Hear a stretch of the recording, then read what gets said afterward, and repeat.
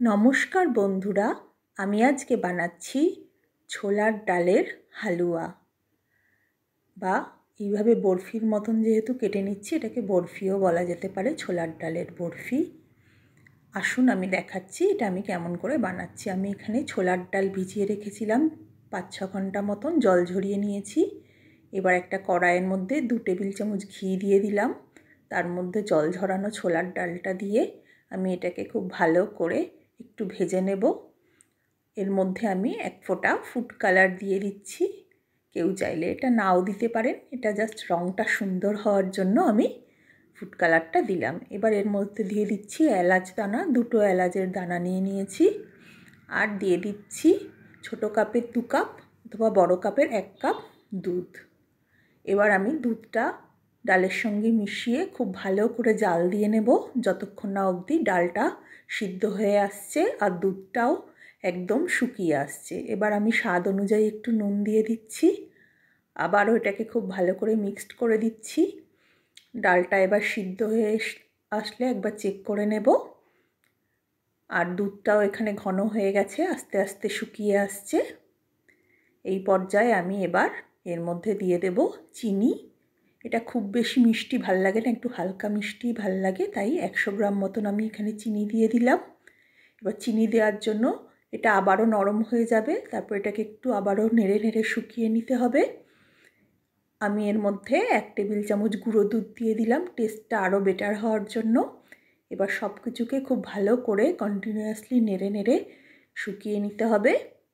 এটা যখন বেশ শুকিয়ে আসবে, দুধটা ঘন হয়ে যাবে, ফ্লেমটা অফ করে একটু রেখে দেব আমি। তারপরে এটাকে আমি ব্লেন্ডারের মধ্যে দিয়ে পেস্ট করে নেব। এইভাবে আমি এটাকে পেস্ট করে নিচ্ছি। রেডি হয়ে গেছে পেস্টটা। এটাকে আমি একটা বাটির মধ্যে ঢেলে নিচ্ছি। আমি এখানে হাফ করে ডাল পেস্ট করে নিয়েছি।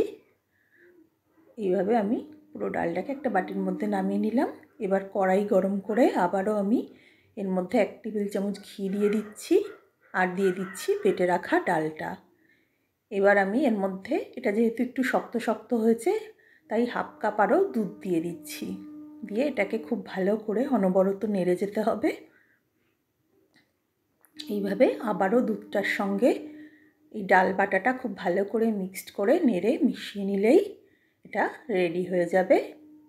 এবার আমি ফ্লেমটা অফ করে দেব আর একটা কন্টেনারের মধ্যে আমি ঘি ব্রাশ করে নেব। কেউ চাইলে কাঁধা উঁচু থালার মধ্যেও একটু ঘি ব্রাশ করে নিয়ে এটা করতে পারেন। এবার এর মধ্যে আমি ডাল বাটাটা দিয়ে দেব। ডালের মিক্সচারটা দিয়ে এইভাবে একটা হাতা বা স্প্যাটুলা দিয়ে ওপরের পোর্শনটাকে একদম প্লেন করে দিলাম। আর ইচ্ছে মতন ড্রাই ফ্রুটস দিয়ে নিচ্ছি। আমি এখানে কাজু, আমন্ড আর পেস্তা আর চেরি দিয়ে দিয়েছি। ওপর দিয়ে এগুলোকেও একটুখানি চেপে চেপে বসিয়ে দিচ্ছি। তারপর এটাকে আমি 2 ঘন্টা মতন ঠান্ডা হওয়ার জন্য রেখে দেব। তাহলেই রেডি হয়ে যাবে এই বরফি বা হালুয়া। যদি আমার পোস্টটা ভালো লেগে থাকে অবশ্যই লাইক এবং শেয়ার করতে ভুলবেন না। আর এইভাবে বানিয়ে অবশ্যই একবার দেখবেন, আশা করি খুব ভালো লাগবে। নমস্কার।